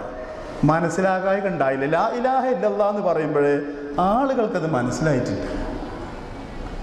ലീലാഹ് ഖുറൈശികൾക്ക് ഇണക്കമുണ്ടാക്കി തന്നതിനാൽ ഇരിലത്തെ ഷിതായി വസൈഫ്, ഈലാഫിയും ഇരിലത്തെ ഷിതായി വസൈഫ്, ശൈത്യകാലത്തും ഉഷ്ണകാലത്തുമുള്ള 2 യാത്രകൾക്ക്, കച്ചവട യാത്രകൾക്കോട് മനസ്സിനൊരു ഇമ്പം തോന്നുക, ഒരിഷ്ടം തോന്നുക, അതിന് പോകണമെന്ന് തോന്നുക, അത് തയ്യാറാവണമെന്ന് തോന്നുക, അതൊരു വല്ലാത്തൊരു മാനവവികാരമാണ്. വല്ലാത്തൊരു അർത്ഥമുണ്ട് അതിന്. റബ്ബ് ഖത്തറിൽ വരാൻ നമുക്ക് ഈലാഫ് നൽകിയതാ. ഇവിടെ നിൽക്കാൻ തോന്നുന്നു കിട്ടറിഞ്ഞ് പോകൂലേ? പോകാൻ തോന്നുന്നില്ലല്ലോ പലർക്കും. അല്ല, ഈലാഫ് ഖത്തർ തന്നെ വേണോ? ഒഴിഞ്ഞു പോയ പലരും പിന്നെയും വന്നിണ്. എന്നെ വിഷമിപ്പിക്കണ്ട, അതൊരു തമാശയിലെടുത്തേക്കും നിങ്ങൾ. ഇനി ഖത്തർ ഇല്ല സലാം പറഞ്ഞ് പോയ പലരും ഇവിടെ ഇരിക്കുന്നുണ്ട്. പിന്നെയും ഇത്ര കൊല്ലം 2 കൊല്ലം എങ്ങനെയാണ് തീർത്തതാ? 2 കൊല്ലം. പിന്നെ ഇങ്ങോട്ട് തന്നെ വിളിക്കുന്നു ഖത്തർ നമ്മെ. ഈലാഫ് ഖത്തർ, അതൊരു ഈലാഫ് തന്നെയാണ്. മറ്റൊരു വിഷയം ആയത്തിൻ്റെ. അപ്പം അവർക്കൊരു യാത്ര യമനിലേക്കും, ഒരു യാത്ര സിറിയയിലേക്കും, കച്ചവടത്തിന് വേണ്ടി യാത്ര. അതാണ് അവരുടെ ജീവിതത്തിൻ്റെ ആധാരം. അതുണ്ടാക്കി തീർത്ത റബ്ബിൻ്റെ മഹത്വത്തിലേക്കും അനുഗ്രഹത്തിലേക്കും ചൂണ്ടിക്കാണിച്ചിട്ട് ഖുറൈശികൾക്ക് നിലവാരമുണ്ടാക്കിയത് കഅബ ശരീഫ. ഫല്യഅബ്ദു റബ്ബ ഹാദൽ ബൈത്ത്, ഈ വീടിൻ്റെ നാഥനെ നിങ്ങൾ ആരാധിക്കണം. അല്ലദീ അത്അമഹും മിൻ ജൂ, വിശന്നപ്പോൾ തിന്നാൻ തന്ന, വആമനഹും മിൻ ഖൗഫ്, ഭയന്നപ്പോൾ നിർഭയത്വം നൽകിയ. എത്ര ലളിതാന്നറിയോ? ദുനിയാവിലെ സകല മനുഷ്യരോടും ചോദിക്കേ, നിനക്ക് തിന്നാൻ തരണവൻ ആരാധിക്കണം, നിനക്ക് സമാധാനം തരണവൻ ആരാധിക്കണം. വളരെ സിമ്പിൾ.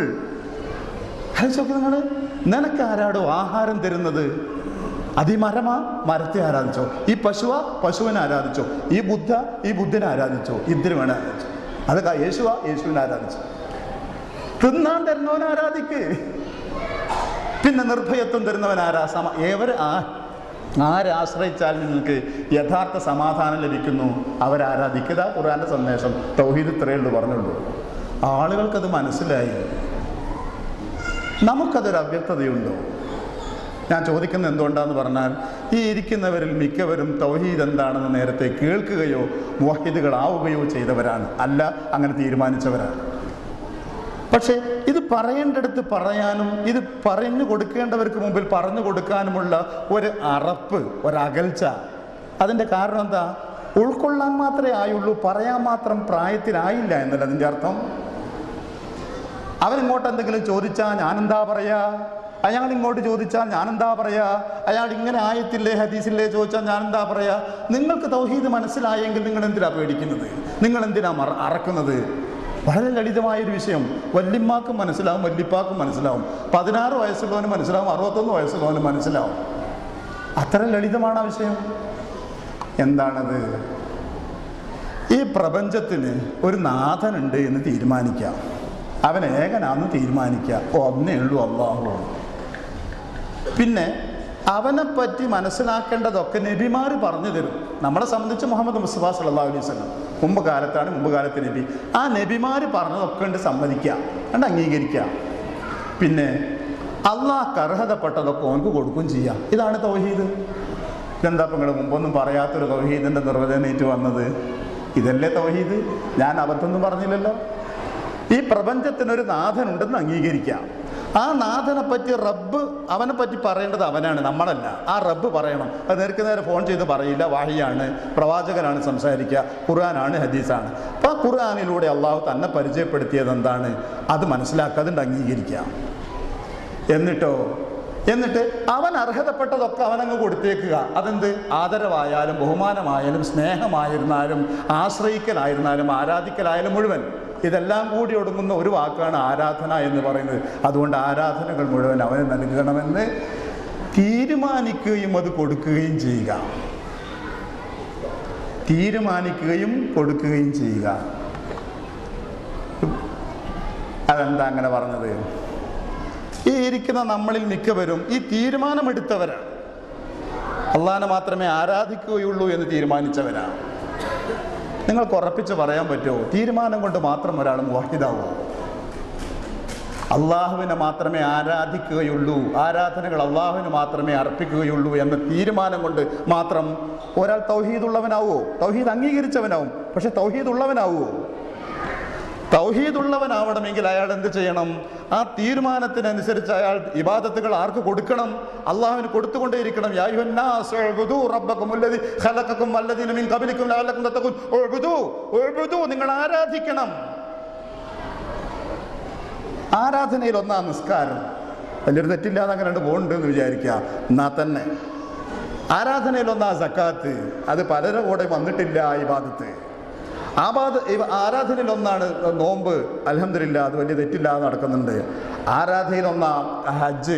അതായിട്ട് പലരും ഇതുവരെ പോയില്ല, ആ വഴിക്ക് പോയിട്ടില്ല. ഒക്കെ കഴിഞ്ഞ് പോകേണ്ട സമയമൊക്കെ കഴിഞ്ഞിട്ട് ആണും പെണ്ണും ഒക്കെ 4 ഹജ്ജ് ചെയ്യാൻ മാത്രമുള്ള സ്വർണ്ണം അവനാൻ്റെ കയ്യിൽ ലോക്കറിൽ ഇരിക്കുന്നുണ്ട്. അവൻ 4-5 ഹജ്ജ് ചെയ്യാൻ മാത്രം ചെയ്യണം എന്നല്ല, അതിന് മാത്രം പോകുന്ന തുകക്കുള്ള കാശ് സ്വർണമായിട്ടോ മറ്റു നിലക്കോ ആസ്തിയും കയ്യിലുണ്ടായിട്ട് പ്രത്യേകിച്ച് ബാധ്യതകളൊന്നുമില്ലാതെ കയ്യിലിരുന്നിട്ട് പോകാതിരിക്കുന്നുണ്ട്. അള്ളാഹ്ക്ക് വേണ്ടി ബലി കൊടുക്കാൻ വേണ്ടി പറഞ്ഞു. എനിക്കറിയാം അതിൻ്റെ കർമ്മശാസ്ത്രപരമായ വിധി, അത് വാജിബാന്ന് പറഞ്ഞില്ല. പക്ഷേ ഈ സുഖ സൗകര്യങ്ങൾ മുഴുവൻ നൽകിയ റബ്ബുൽ ആലമീനായ തമ്പുരാൻ ബലി പെരുന്നാളിൻ്റെ ദിവസം ഒരു ബലി കർമ്മം അനുഷ്ഠിക്കാൻ വേണ്ടി പറഞ്ഞാൽ ബലി അതാണ് മനുഷ്യൻ ചെയ്ത ആദ്യത്തെ ഇബാദത്ത് അല്ലേ? ആദമിൻ്റെ 2 സന്തതികളോട് റബ്ബ് ആദ്യം കൽപ്പിച്ച ഇബാദത്ത് എന്താ ഖുർആനിൽ മനസ്സിലാകുന്നത്? അത് ബലിയാണ്. അത് ബലിയാണ് അല്ലേ?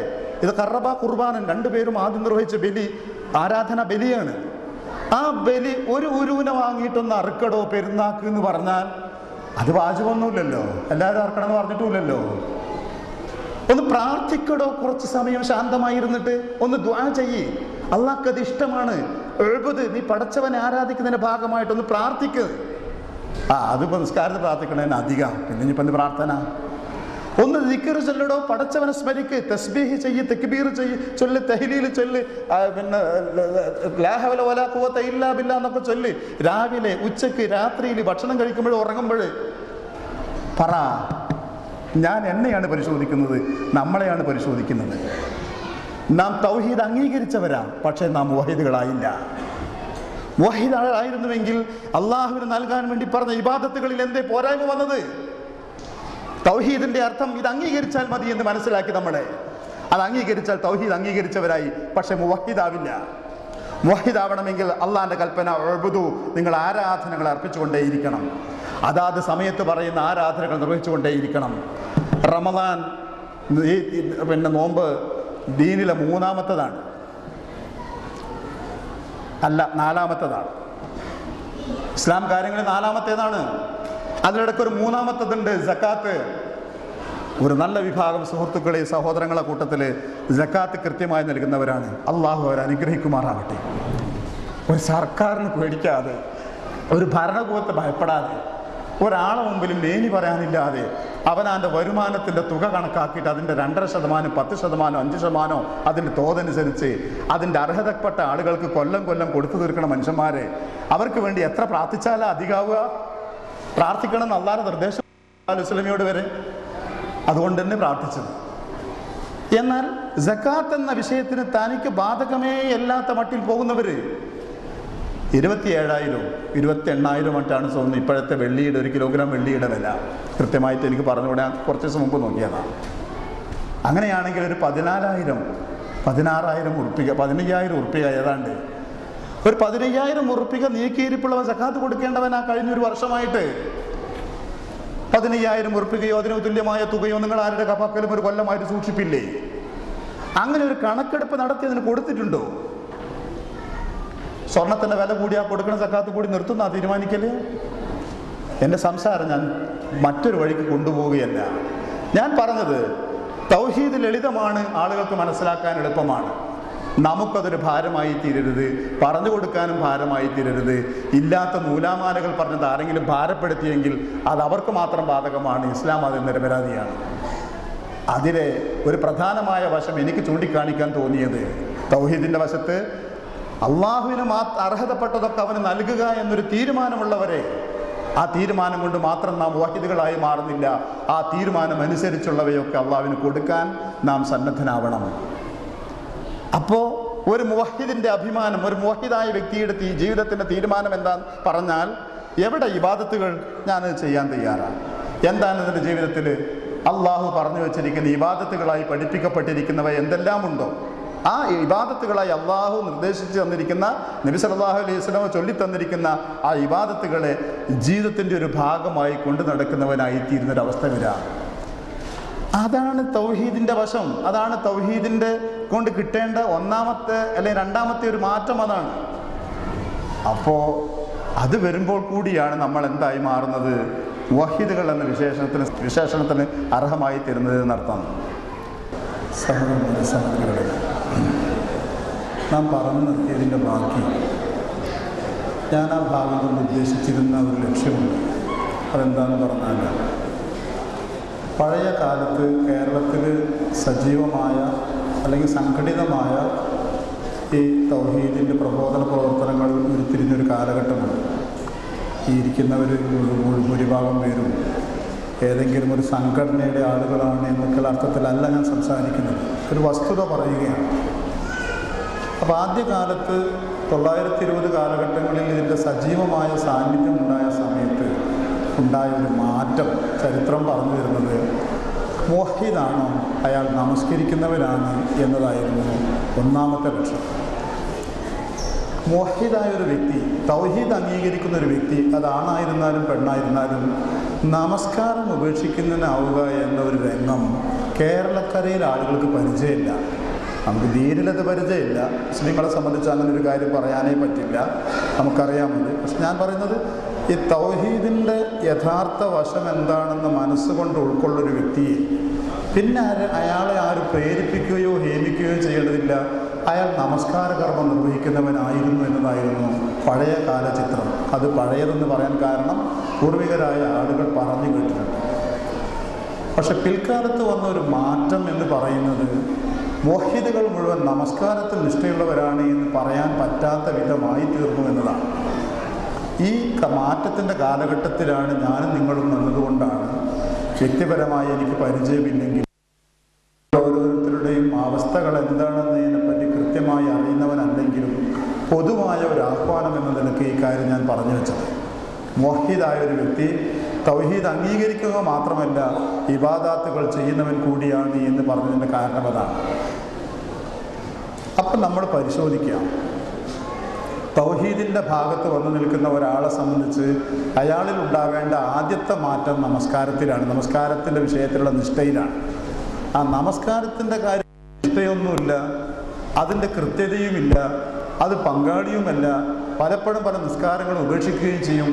അതേ വ്യക്തി തൗഹീദിൻ്റെ പ്രചാരകനോ പ്രബോധകനോ ആയി മാറുകയും ചെയ്യുക എന്നത് വൈരുദ്ധ്യമാണ്, അവസാനിപ്പിക്കേണ്ടതാണ് എന്നർത്ഥം. ഒന്നുകിൽ അയാൾ മാറണം, തൗഹീദ് ഉള്ളവരും നമസ്കരിക്കുന്നവനുമായി മാറണം, അല്ലെങ്കിൽ അയാൾ തൗഹീദിൻ്റെ പ്രചാരകനാവരുത്. മുവഹിദായ ഒരു മനുഷ്യൻ്റെ ഇബാദത്തുകൾ അള്ളാഹുവിന് നൽകാമെന്ന് തീരുമാനിക്കുക മാത്രമല്ല, ഇബാദത്തുകൾ അള്ളാഹുവിന് സമർപ്പിക്കുന്നവനാണ്.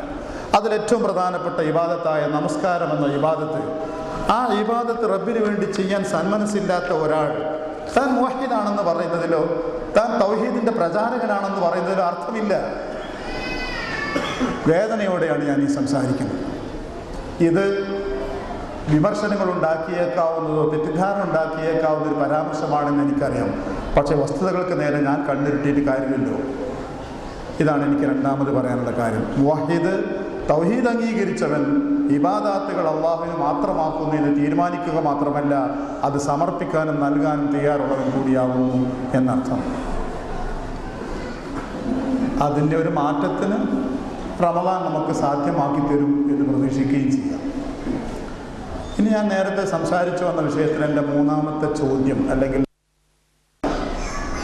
തൗഹീദ് അമ്പിയാക്കന്മാർ അലൈഹിസ്സലാത്തു വസ്സലാം ജനങ്ങളുടെ മുമ്പിൽ പറഞ്ഞപ്പോഴേ അത് നിരാകരിക്കുന്ന ഒരവസ്ഥ വന്നതിൻ്റെ കാരണം അത് മനസ്സിലാകായികയല്ല, അത് ലളിതമാണ് എന്ന് നമ്മൾ മനസ്സിലാക്കി.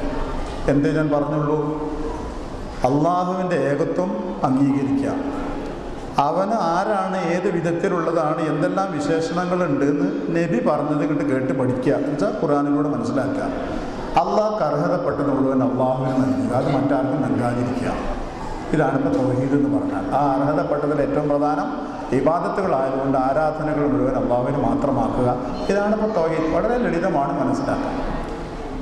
ഇനി ആലോചിക്കാനുള്ളത്, ഇത്ര ലളിതമായ ഒരു തൗഹീദിനെ ജനങ്ങൾക്ക് മുമ്പിൽ അവതരിപ്പിച്ചപ്പോൾ ഈ ജനങ്ങൾ അതിനെ സ്വീകരിക്കാൻ മടി കാണിച്ചത്? അതിന് രണ്ട് വിധത്തിലുള്ള കാരണങ്ങൾ കാണാൻ കഴിയും. ഒന്ന്, അടിസ്ഥാനപരമായ ചില കാരണങ്ങളാണ്. ഞാൻ മാത്രം ഒരു റൂട്ടിലൂടെ യാത്ര ചെയ്തിട്ട് കാര്യമില്ല.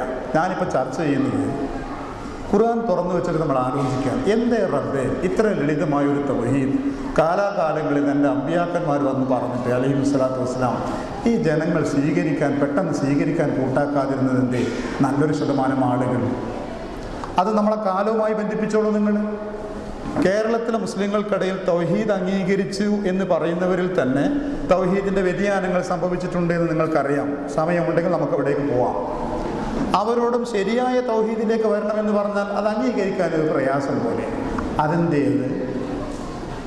ഇന്ന് നാം ജീവിക്കുന്ന കാലഘട്ടത്തിൽ നാം സംഘടിതമായി ഇതര മതവിഭാഗങ്ങളിൽപ്പെട്ടവരോട് നിങ്ങൾ അള്ളാഹുവിൻ്റെ ഏകത്വം അംഗീകരിക്കുകയും അവരെ മാത്രം ആരാധിക്കുന്നവരാവണമെന്ന് പറഞ്ഞാൽ പ്രതീക്ഷിക്കാം എന്താണ് ഉണ്ടാവുക? സ്വീകരിക്കപ്പെടുകയല്ലോ ഉണ്ടാവുക. എന്തേ ഇത് സ്വീകരിക്കപ്പെടാതെ പോകാൻ കാരണം? അതിൻ്റെ അടിസ്ഥാനപരമായ കാരണങ്ങൾ ഇതാണെന്ന് തോന്നുന്നു. മനസ്സിലാക്കാൻ പറ്റുന്നത്, തെറ്റുകളുണ്ടെങ്കിൽ നിങ്ങൾക്ക് ചൂണ്ടിക്കാണിക്കാം. ഒന്ന്, ഈ പറയുന്ന വിഷയമുണ്ടല്ലോ, തൗഹീദിന് എതിരായി നിൽക്കുന്ന അവസ്ഥയെയാണ് ശിർക്ക് എന്ന പാപം എന്ന് പറയുന്നത്. തൗഹീദ് അല്ലെങ്കിൽ പിന്നെ ശിർക്കേ ഉള്ളൂ. അപ്പം ഈ തൗഹീദ് ഇല്ലാത്ത ഒരവസ്ഥ ആ സമൂഹത്തിൽ നിലനിന്നുവെങ്കിൽ ആ അവസ്ഥ ഒരു തെറ്റായിട്ടോ പാപമായിട്ടോ ആ ആളുകൾക്ക് തോന്നിയില്ല എന്നതാണ് അതിൻ്റെ ഏറ്റവും വലിയ അവസ്ഥ. തൗഹീദിൻ്റെ, ഞാൻ ശിർക്ക് എന്താണെന്ന് പറഞ്ഞിട്ടില്ല, പക്ഷെ തൗഹീദ് ഇല്ലാത്തൊരവസ്ഥ, തൗഹീദിന് തെറ്റുപറ്റിയ ഒരവസ്ഥ, ആ ഒരവസ്ഥയാണ് നൂഹ് നബി അലൈഹി ഇസ്ലാമിൻ്റെയും മുഹമ്മദ് മുസ്തഫ സല്ലല്ലാഹു അലൈഹി വസല്ലമയുടെയും ഒക്കെ കാലഘട്ടത്തിലുള്ളത്. പക്ഷേ ആളുകൾക്ക് തിരിച്ചു വരണമെങ്കിൽ, പ്രവാചകന്മാർ പറഞ്ഞത് കേൾക്കണമെങ്കിൽ ഞങ്ങളെ ഭാഗത്ത് തെറ്റുണ്ടെന്നവർക്ക് തോന്നണ്ടേ? അതവർക്ക് തോന്നിയില്ല. അവർ മനസ്സിലാക്കി വെച്ചിരുന്നതും വിചാരിച്ചിരുന്നതും ഞങ്ങൾ ശരിയാണ് ചെയ്യുന്നത് എന്നാണ്. അള്ളാഹു അല്ലാത്തവരെ പറ്റിയുള്ള വിശ്വാസങ്ങളും ആരാധനകളും എല്ലാം അതാണ് ശരി എന്നാണ് അവർ വിചാരിച്ചത്. എന്നാൽ കള്ളു കുടിച്ചപ്പോൾ അവർക്കും തോന്നിയിരുന്നത് തെറ്റാണ്, വ്യഭിചരിച്ചപ്പോൾ അവർക്ക് തോന്നിയത് തെറ്റാണ്, കൊല ചെയ്തപ്പോൾ അവർക്ക് തോന്നിയത് തെറ്റാണ്, മറ്റെല്ലാ തെറ്റുകൾ ചെയ്തപ്പോഴും അത് തെറ്റാണെന്ന് അവർക്ക് തോന്നിയിരുന്നു ഓരോ തലമുറക്കും. പക്ഷേ ശിർക്ക് എന്ന പാപം ചെയ്യുമ്പോൾ, അഥവാ തൗഹീദിനെതിരായ ഒരു തെറ്റ് ചെയ്യുമ്പോൾ അതൊരു തെറ്റാണെന്ന തോന്നലേ ഉണ്ടാവുന്നില്ല എന്നതാണ്. ഇനി ഞാൻ ഇനി പറഞ്ഞ കാര്യം നിങ്ങൾ ശരിയില്ലെന്ന് പരിശോധിച്ച് നോക്കാം.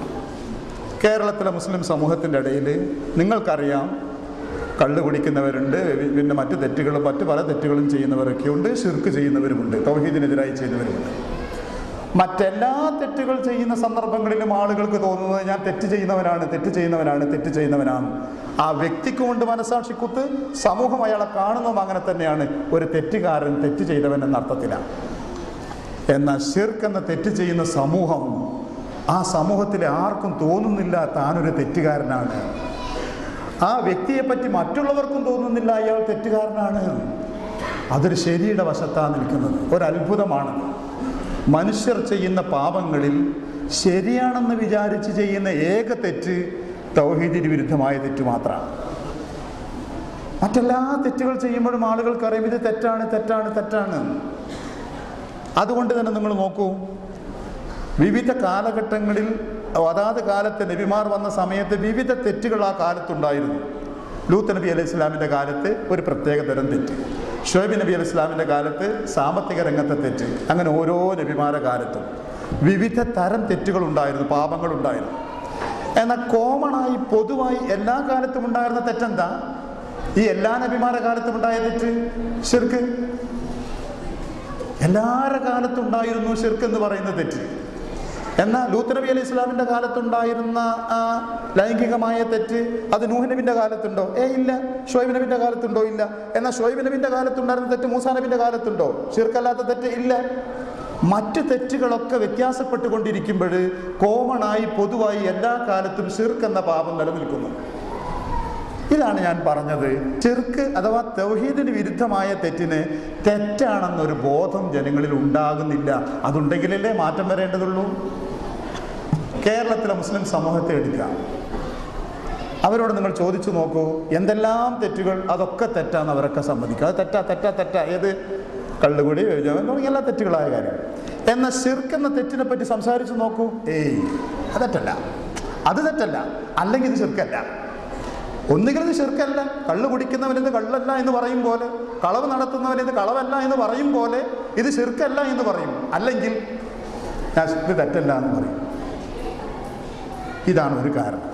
ശിർക്കിനെ സംബന്ധിച്ച് ആളുകൾ കണക്കാക്കി വെച്ചത്. ഫറോവയുടെ ഒരു വാചകമുണ്ട് ഖുർആനിൽ, എനിക്ക് ഒരുപാട് പറയാൻ തോന്നുന്നുണ്ട്. ഒരു വാചകം, ഒരായത്ത് പറയാതിരുന്നാൽ എങ്ങനെയാണ്? മാ ഉരീക്കുമില്ല മാ അറാ വമാ അഹ്ദീക്കുമില്ല സബീല റഷാദ്. എനിക്ക് മനസ്സിലായ നന്മയാണ് ഞാൻ നിങ്ങൾക്ക് പറഞ്ഞു തരുന്നത്, നേരിൻ്റെ മാർഗത്തിലേക്കാണ് ഞാൻ നിങ്ങളെ നയിക്കുന്നത്. ഫറോവ പുണ്യനാളാനായിട്ട് നാട്ടുകാരോട് പറഞ്ഞ വാക്ക് കേട്ടോ, മാ ഉരീക്കും ഇല്ല മാ അറ. ഞാൻ മനസ്സിലാക്കിയ സത്യങ്ങളാണ് ഞാൻ നിങ്ങളെ മുമ്പിൽ പറയുന്നത്. മാ അഹ്ദീക്കും, ഞാൻ നിങ്ങളെ വഴി ചേർക്കുന്നില്ല, ഇല്ല സബീല റഷാദ്, പുണ്യത്തിൻ്റെ നന്മയുടെ മാർഗത്തിലേക്കാണോ ഞാൻ നിങ്ങളെ നയിക്കുന്നത്. ആ പഹേൻ്റെ വാക്കുകൾ എന്താന്ന് ഖുർആൻ പറഞ്ഞു. ഞാൻ റബ്ബാന്ന് പറഞ്ഞവനാ, ഞാൻ ഇലാൻ. അവനും ജനങ്ങളോട് സംസാരിച്ചത് എന്താണെന്നറിയോ? ഞാൻ സത്യത്തിൻ്റെ മാർഗത്തിലേക്കാണ് നിങ്ങളെ നയിക്കുന്നത്. അപ്പോൾ ഒരു കാരണം ഏതാണ്? ശിർക്കിനെ ഒരു പാപമായി കണക്കാക്കാനോ ഒരു പാപം ചെയ്യുന്നു എന്ന് ചിന്തിക്കാനോ അവർ സാധിച്ചില്ല. മറ്റൊരു കാരണം എന്താന്ന് പറഞ്ഞാൽ അവർക്ക് അതിൽ അംഗീകരിക്കാതിരിക്കാനുള്ള ഒരു പ്രേരകമാണ്, അല്ലെങ്കിൽ ഒരു വിഷയം എന്താന്ന് പറഞ്ഞാൽ, ഈ സമൂഹത്തിലെ പ്രമാണിമാരും പ്രധാനികളുമായ ആളുകൾക്ക്, ഉന്നതന്മാരായി നിൽക്കുന്ന ആളുകൾക്ക് ഇതുകൊണ്ടൊക്കെ ഒരുപാട് പ്രയോജനങ്ങളും മറ്റു കാര്യങ്ങളും നടക്കാനുണ്ട്. ഇത്തരം കാര്യങ്ങൾ കൊണ്ട്, അതായത് അള്ളാഹുവിനെ മാത്രം ആരാധിക്കുന്നതിൽ നിന്ന് വിട്ടിട്ട് വിഗ്രഹങ്ങളെയോ ബിംബങ്ങളെയോ മറ്റൊന്നിനെയൊക്കെ ആരാധിക്കുകയോ ആ തരം പരിപാടികളുമൊക്കെയായി പോകുമ്പോൾ അവർക്കതുകൊണ്ട് ഒരുപാട് ഭൗതികമായ നേട്ടങ്ങൾ നേടിയെടുക്കാനുണ്ട്. സമൂഹത്തെ ചൂഷണം ചെയ്യാം, നേതാക്കളാവാം, ഭരിക്കാം, സമ്പത്തുണ്ടാക്കാം, അങ്ങനെ ഒരുപാട് കാര്യങ്ങൾ ചെയ്തു കൂട്ടാൻ പറ്റും അവർക്ക്.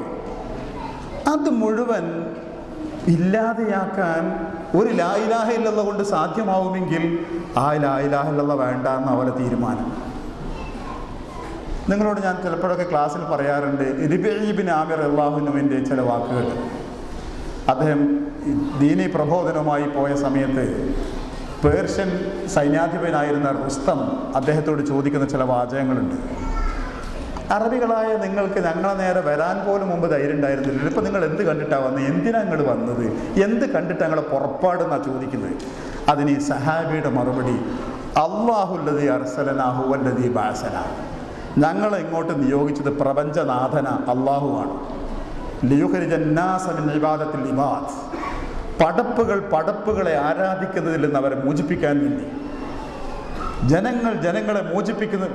ജനങ്ങളെ ആരാധിക്കുന്നതിൽ നിന്ന് മോചിപ്പിക്കാൻ വേണ്ടി. എവിടേക്ക്? ഇലാ ഇബാദത്തില്ല, അള്ളാഹനെ ആരാധിക്കുന്നതിലേക്ക് അവരെ കൊണ്ടുപോകാൻ വേണ്ടി. വമിൻ ദുൽമിൽ അദിയാൻ ഇലാ അദ്ലിഹി, ഈ മതങ്ങൾ ഉണ്ടാക്കി വെച്ച അനീതിയുണ്ട്, അക്രമം, പാവങ്ങളെ ഒരുപാട് നിലക്ക് ദ്രോഹിക്കുകയാണല്ലോ മതങ്ങൾ, ചൂഷണം. ആ മതങ്ങളുടെ ചൂഷണത്തിൽ നിന്ന് ജനങ്ങളെ രക്ഷിക്കാൻ. ജീവിതം ഇടുങ്ങിയതായി ഒരുപാട് അധകൃതരുണ്ട് ലോകത്ത്, അവരെ മോചിപ്പിക്കാൻ പടച്ചവനാൽ അയക്കപ്പെട്ടവനാണ് ഞങ്ങളിത് ചെയ്തിട്ടേ അവസാനിക്കുള്ളൂ. പടപ്പുകളെ ആരാധിക്കുന്ന സംവിധാനത്തിൽ നിന്ന്, സമ്പ്രദായത്തിൽ നിന്ന് മാറ്റിയെടുക്കാൻ, മതങ്ങൾ കാട്ടിക്കൂട്ടുന്ന ചൂഷണത്തിൽ നിന്ന് രക്ഷിക്കാൻ, ജീവിതം ഞെരുക്കമായി കഴിയുന്ന അധകൃതരും നിരാലംബരുമായ ജനകോടികളെ രക്ഷിക്കാൻ പടച്ചവനാൽ അയക്കപ്പെട്ടവരാണ് ഞങ്ങൾ ആ ദൗത്യം നിർവഹിക്കുന്ന പറഞ്ഞു. ആ വാക്ക് കാണാപ്പാടം പഠിക്കേണ്ട വാക്കാണ്. ഞാനതിപ്പോൾ ഉദ്ധരിച്ചത് എന്തിനു വേണ്ടിയിട്ടാണെന്നറിയോ? ഇതൊരു സത്യമാണ്. ഖുർആനിൽ സൂറത്തുൽ അഅറാഫിലും മറ്റും പ്രവാചകന്മാരുടെ പ്രബോധന പ്രവർത്തനം ഇങ്ങനെ പറഞ്ഞു വരുത്ത് കാണാം. കാലൽ മലവു പ്രമാണിമാർ പറഞ്ഞു. പ്രമാണിമാരാണ്. ഈ പ്രമാണിമാരെപ്പോഴും ഇതിനെതിരാണ് നിൽക്കുന്നത്. വളരെ ലളിതമായി പഠിപ്പിച്ച് മനസ്സിലാക്കാൻ പറ്റുന്ന പ്രവാചകന്മാരുടെ ഈ പ്രബോധന ദൗത്യത്തെ സമൂഹത്തിലെ ആളുകൾ നിരാകരിക്കാനുള്ള ഒരു കാരണം അത് ആ സമൂഹം തെറ്റാന്ന് ചിന്തിക്കാതെ പോയത് കൊണ്ടാണ്, തെറ്റാണെന്ന് മനസ്സിലാക്കാതെ അങ്ങനത്തെ ഒരു ജീവിതമാണ് അതിൽ ഉണ്ടായതെന്നുകൊണ്ട്. മറ്റൊരു കാരണം, സമൂഹത്തിലെ പ്രമാണിമാർക്കും പ്രധാനികൾക്കുമൊക്കെ ഇത് അംഗീകരിച്ചാൽ ഒരുപാട് നഷ്ടം സംഭവിക്കാനുള്ളതുകൊണ്ടാണ്. നമ്മുടെ നാട്ടിലെ ഒരു അമ്പലത്തിൽ നിന്ന് പിടിച്ചെടുത്താൽ ഈ കണ്ടു കാണപ്പെട്ട നിധിശേഖരം ഒരു രാജ്യത്തെ പഞ്ചവത്സര പദ്ധതിയേക്കാളും പ്ലാൻ ചെയ്യുന്നതിനേക്കാളേറെ തുകയുടേതാണ്. ഇത് ആകാശത്തു നിന്ന് പൊട്ടി വീണതായി സ്വർണം അല്ല. ഈ രാജകുടുംബത്തിന് പരമ്പരാഗതമായി കിട്ടിയതാ അല്ല. ദേവന്മാർ കണ്ടറിഞ്ഞ് പ്രസാദിച്ചു കൊടുത്തതാ അല്ല. നിരാലംബരും നിരാശ്രയുമായ ഒരു ജനതയെ നൂറുകണക്കിന് വർഷങ്ങൾ അടിച്ചമർത്തി നിർത്തിയിട്ട് വാരിക്കൂട്ടിയ തുകയാണത് അല്ലെന്ന് പറയാൻ പറ്റുമോ? അത് പറഞ്ഞവൻ്റെ വായ് മൂടിക്കെട്ടാൻ കേരളത്തിൽ ചില ശ്രമിക്കുന്നുണ്ടാവാം. പക്ഷെ സത്യം ഇതല്ലേ? അത് കട്ടുപോവാതിരിക്കാൻ, കളവ് നടത്തപ്പെടാതിരിക്കാൻ രാജാവിൻ്റെ ഭണ്ഡാരം രാജാവിന് ഉറപ്പില്ല. രാജാവിൻ്റെ ജീവൻ വരെ അപകടത്തിലാവും. പിന്നെ ആളുകൾക്ക് ഒരു ഭക്തിയുടെ പേരിൽ ഭയമുള്ള സ്ഥലമാണ് അമ്പലം. അതുകൊണ്ട് അമ്പലത്തിൽ പ്രതിഷ്ഠയുടെ അടുത്ത് കൊണ്ടുപോയി വെച്ചാൽ ഒരു കൂട്ടം പേരും കള്ളന്മാരൊന്നും അങ്ങോട്ട് പോകൂല. അപ്പം ഇവരിത് അമ്പലത്തിൻ്റെ നിലവറയിൽ കൊണ്ടുപോയി വെച്ചത് രാജകുടുംബത്തിന് ആവശ്യമുള്ള സമയത്ത് ഉപയോഗിക്കാനാ, ജനങ്ങൾക്ക് പദ്ധതി നടപ്പിലാക്കാനല്ല. ജനങ്ങളെ ദ്രോഹിച്ചും മർദ്ദിച്ചും കരം പിരിച്ചും ഉണ്ടാക്കിയ വിയർപ്പിൻ്റെ രക്തത്തിൻ്റെ ഊറ്റലാണ് ആ കാണുന്നത്. ഇതിവിടെ മാത്രമല്ല, ചരിത്രം പരിശോധിച്ച് നോക്കിങ്ങൾ. ലോകത്ത് മുസ്ലിങ്ങൾ ഇസ്ലാമിക പ്രബോധനവുമായി ഇറാൻ്റെ, ഇറാഖിൻ്റെ, പേർഷ്യയുടെ, സിറിയയുടെ വിവിധ ഭാഗങ്ങൾ, ഇന്ത്യയുടെ ഒക്കെ ഭാഗങ്ങളിലേക്ക് കടന്നു വന്നപ്പോൾ ജനങ്ങൾ മുഴുവൻ പട്ടിണിയിൽ. ഏറ്റവും അധികം സുഖിക്കുന്നവർ ബ്രാഹ്മണന്മാർ, ക്ഷത്രിയന്മാർ, അല്ലെങ്കിൽ മതത്തിൻ്റെ മേലാളന്മാർ. അമ്പലങ്ങളിലും ആരാധനാലയങ്ങളിലും നിധി കൂമ്പാരങ്ങളുടെ ശേഖരം ഇതാണ്ടത്. ഇബ്നു ആമിറിൻ്റെ വാചകം, മതത്താൽ ചൂഷണം ചെയ്യപ്പെട്ടൊരു വിഭാഗത്തെ രക്ഷിച്ചെടുക്കാൻ, ജീവിതം ഇടുങ്ങിയതായി കഴിയുന്ന ഒരു ജനതയ്ക്ക് വാരിക്കോരി കൊടുക്കാൻ ഇബ്നു ആമിർ ഈ അമ്പലത്തിൽ വന്നെന്ന് വിചാരിക്കുക. ആ പ്രദേശത്തെ അദ്ദേഹം കീഴ്പ്പെടുത്തില്ല, ധിക്കാരപരമായി എതിർത്തുന്നില്ലെങ്കിൽ അടിച്ചമർത്തൊന്നുമില്ല. ആ പ്രദേശത്തെ, ആ അമ്പലവും അതുമായി ബന്ധപ്പെട്ട ജനങ്ങളും ഇസ്ലാമിലേക്ക് വന്നെന്ന് വിചാരിക്കുക. എന്താ സംഭവിക്കുക?